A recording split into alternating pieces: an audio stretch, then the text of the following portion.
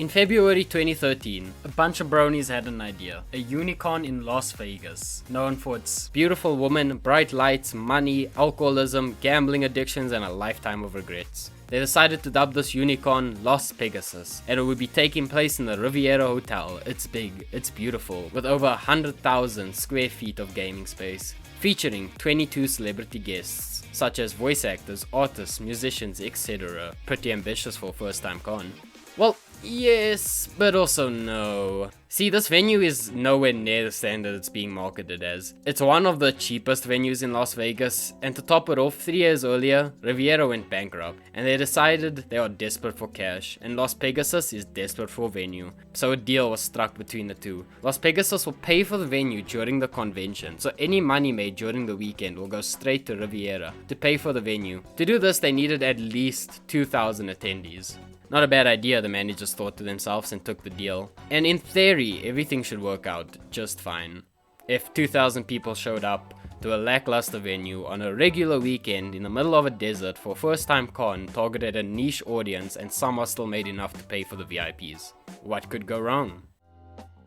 First day of the con, reality shatters their theory. Only around 1,200 people showed up, and that's a whole 800 people short of what was expected. To try and fix this, attendees were forced to give up all their money in by the door for unicorn bits, which is the only way to trade inside the convention. Likewise, vendors and merchants were forced to accept this 5-year-old's play money in exchange for goods, and they can later trade this in for real money. Bit of a tedious process if I do say so myself. Speaking of merchants, the selling place was a complete disaster. There was a giant wall in the middle of the room that the con had put up for no real reason, hiding half of the merchants away from everyone. Pamphlets that advertisers paid big bucks to advertise in was in low supply, even with the attendees being less than expected, meaning that advertisers wasted a lot of money. Not only did they not get their ad seen, they paid good money for it.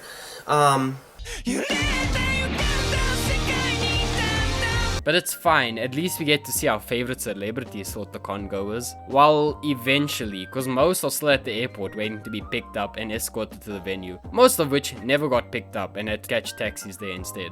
Catering was a mess, pre-bought food was not being delivered, and one of the celebrities was almost poisoned by an eggplant that wasn't supposed to be in a meal. Speaking of celebrities, one of their agents was pickpocketing from the register. They finally removed the giant wall in the marketplace so vendors can actually be seen, but it doesn't matter because the venue was so understaffed, meaning celebrities had no security, but also guests would be allowed to walk around in places they shouldn't. One such guest set off a fire alarm, causing everyone to wait outside until they investigated the cause of the alarm. This reportedly took up to 30 minutes.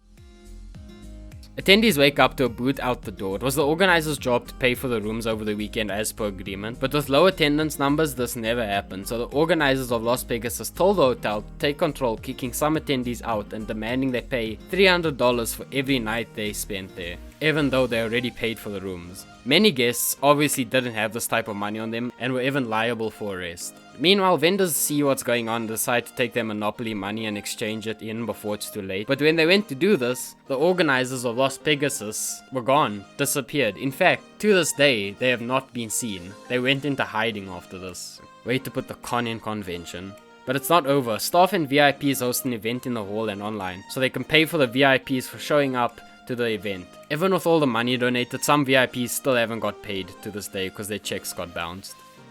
So that's the end of the video.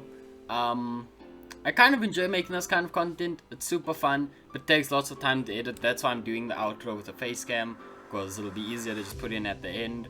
So it's, yeah, I enjoyed making the video.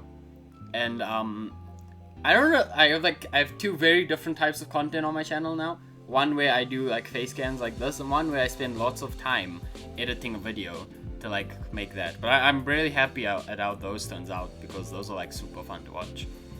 So yeah, I won't stop making my old content, or maybe I'll make 2 channels, who knows. It's not like there's that many people watching anyway.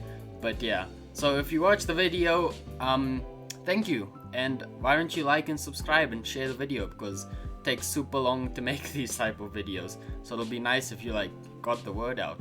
That's all I wanted to say. Thanks, bye.